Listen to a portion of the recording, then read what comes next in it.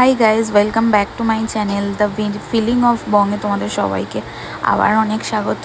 তো কালকে রাতে আমি বানিয়েছিলাম হচ্ছে দই চিকেন।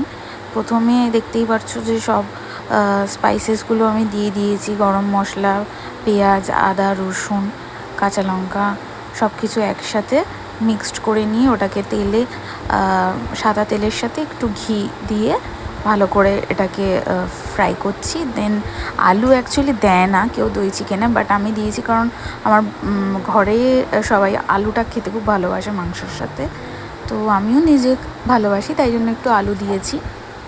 এটা পুরোপুরি তোমার চয়েসের, তুমি দিতেও পারো নাও দিতে পারো, কারণ আলুটা দই চিকেনে কিন্তু চলে না একেবারে।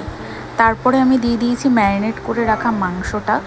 ঠিক আছে, মাংসের মধ্যে আমি সেরকম কিছুই দিইনি, নুন, সামান্য একটু হলুদ দিয়েছি, হলুদ যদিও পড়ে না কিন্তু তাও আমি একটু হলুদ দিয়েছি, আর দিয়েছি হচ্ছে গোলমরিচ গুঁড়ো, আর দিয়েছি টক দই, ফ্যাটানো টক দই ভালো করে ফেটিয়ে ওর মধ্যে দিয়ে মাখিয়ে আমি ম্যারিনেট করে রেখেছিলাম প্রায় 30 মিনিটের বেশি। 30 মিনিট রাখলেই যথেষ্ট।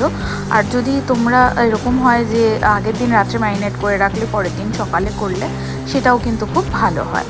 আর একটু আদা রসুনও দিয়েছিলাম, দিয়ে এটাকে ভালো করে, এখানে পাতিলেবু ব্যবহার করিনি কারণ যেহেতু টক দই দিয়েছি, টক দই দিলে এমনি মাংসটা অনেকটা নরম হয়ে যায়। তো এই দেখো মাংসটা যখন ফুটে এসছে, আমি ফোড়নে কিন্তু গোটা গোলমরিচ, গোটা গরম মশলা, এলাচ সব কিছুই দিয়েছিলাম, ঠিক আছে, তেজপাতা।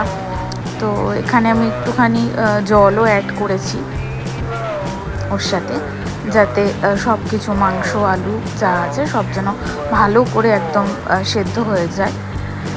তো দেখতেই পাচ্ছ সেটা খুব ভালো করে এটাকে ফুটিয়ে নিয়েছি, যে দেখো ফুটে গেছে অনেকটাই।